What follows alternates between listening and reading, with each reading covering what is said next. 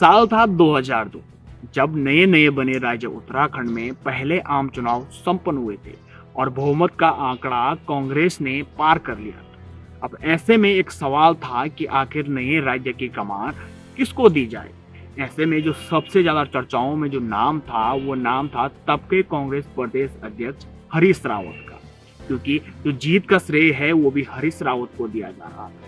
तो हरीश रावत की यहाँ पर पूरी की पूरी संभावनाएं थी मुख्यमंत्री बनने की, लेकिन तभी एक नेता की जिद के कारण हरीश रावत के सपनों पर पानी फिर गया और यहीं पर हरीश रावत के साथ खेल हो गया। वो नेता जिसने कांग्रेस आला कमान के सामने एक शर्त रखी कि यदि मैं मुख्यमंत्री नहीं बना तो हरीश रावत को भी मुख्यमंत्री नहीं बनाया जाए। इसी सब के चलते हरीश रावत के साथ खेल हो गया। जिस प्रकार खेल में अनिश्चितताओं की अपार संभावनाएं होती हैं, ठीक उसी प्रकार राजनीति भी एक खेल है। यहाँ कब क्या हो जाए किसी को पता नहीं है। ऐसा ही एक खेल हुआ था वर्ष 2002 में कांग्रेस के कद्दावर नेता हरीश रावत के साथ, जब एक नेता की वजह से हरीश रावत मुख्यमंत्री बनते बनते रह गए और नारायण दत्त तिवारी मुख्यमंत्री की कुर्सी पर विराजमान हो गए थे। लेकिन तिवारी के कुर्सी पर बैठने की राह इतनी आसान नहीं थी, क्योंकि तिवारी सीएम बनने से पहले हरीश रावत समर्थकों ने देहरादून में चक्का जाम कर दिया था। समर्थक यही नहीं रुके, उन्होंने कांग्रेस पार्टी के प्रदेश मुख्यालय पर भी धावा बोल दिया था। ये सब इसलिए भी हो रहा था क्योंकि समर्थक मुख्यमंत्री का ताज हरीश रावत के सर पर देखना चाहते थे और उनका सीएम बनना भी लगभग तय था।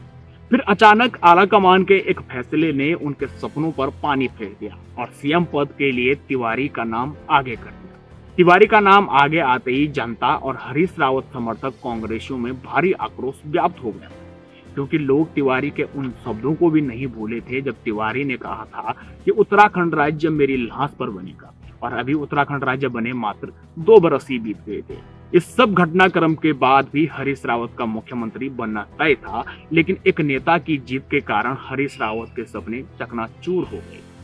उस दौरान ये भी आशंका जताई जा रही थी कि कहीं कांग्रेस के 2 फाड़ न हो जाए। इसको लेकर आज हम विस्तार से जानेंगे और आपको विस्तार से बताएंगे कि उस वक्त हुआ क्या था। नमस्कार, आप देख रहे हैं बगचट और मैं हूं आपके साथ शोभन सत्यसिंह।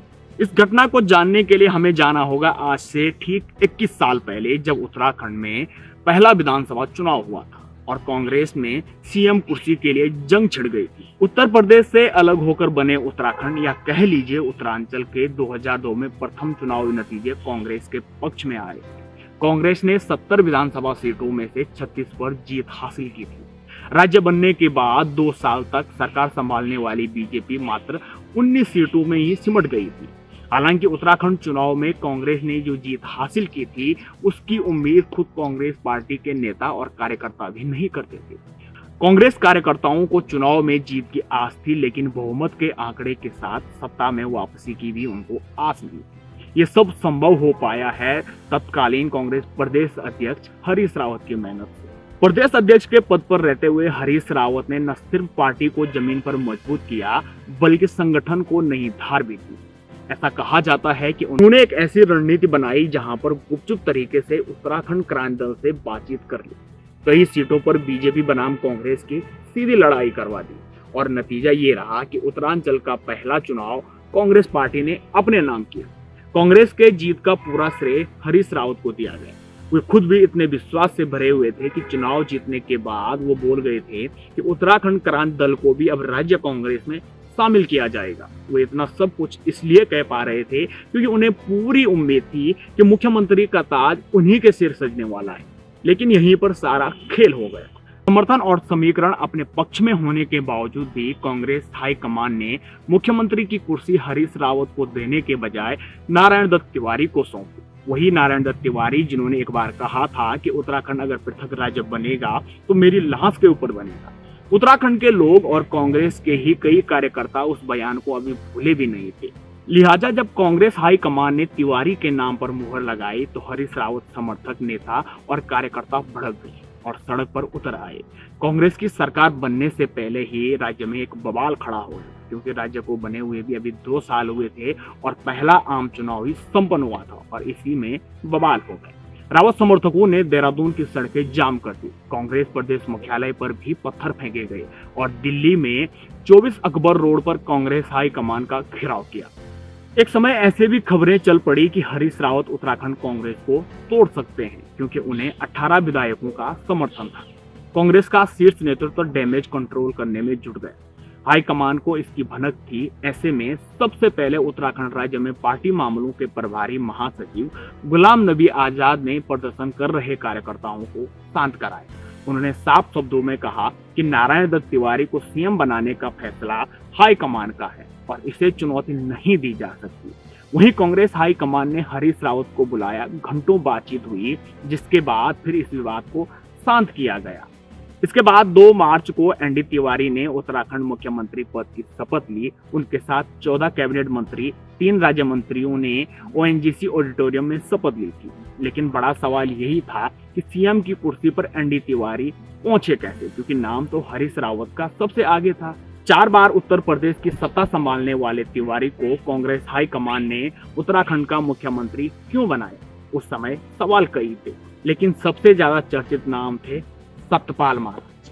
उत्तराखंड की राजनीति में आज से 21 साल पहले भी सतपाल महाराज का जादू चलता था और आज भी वो काफी लोकप्रिय हैं।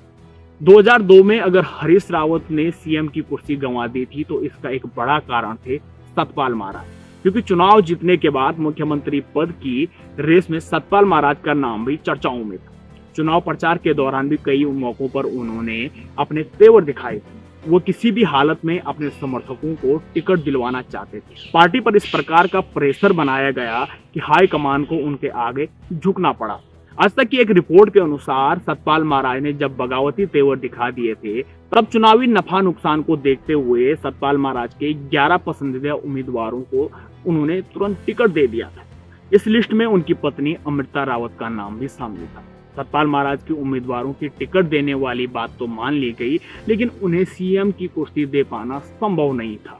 इसकी एक वजह उनके बड़े भाई भी रहे, क्योंकि तब संदिग्ध सौदों में उनके भाई का नाम आ गया था और कांग्रेस पार्टी सतपाल महाराज को सीएम की कुर्सी देने से बच गई। हाईकमान के मन में स्पष्ट था कि किसी भी विवादित बैकग्राउंड वाले शख्स को उत्तराखंड का मुख्यमंत्री नहीं बनाया जा सकता, क्योंकि उत्तराखंड नवोदित राज्य था। अब सतपाल महाराज का पत्ता तो सीएम की कुर्सी से कट गया, लेकिन वो अपने साथ साथ हरीश रावत की राह में भी रोड़ा बन गए। उस समय के राजनीतिक जानकार बताते हैं कि सतपाल महाराज ने ही कांग्रेस हाईकमान को यह संदेश दिया था कि अगर वे मुख्यमंत्री नहीं बन सकते तो फिर हरीश रावत को भी मुख्यमंत्री नहीं बनना चाहिए। ये एक चेतावनी थी और शर्त भी। इसी वजह से कांग्रेस को एक ऐसा चेहरा चाहिए था जिस पर सबकी सहमति है, और वो चेहरा था नारायण दत्त तिवारी। ऐसे में उत्तराखंड के पहले चुनाव के बाद मुख्यमंत्री बनने का गौरव नारायण दत्त तिवारी को मिल गया और जीत का सेहरा बांधे हरीश रावत खाली हाथ रह गए। उन्हें पूरी उम्मीद थी कि तिवारी अपने 5 साल कार्यकाल जो है वो पूरा नहीं कर पाएंगे। इतने मनमुटाव भी पैदा थे कि ऐसी स्थिति कई बार बनी थी, लेकिन एनडी तिवारी बड़े मजे हुए खिलाड़ी थे।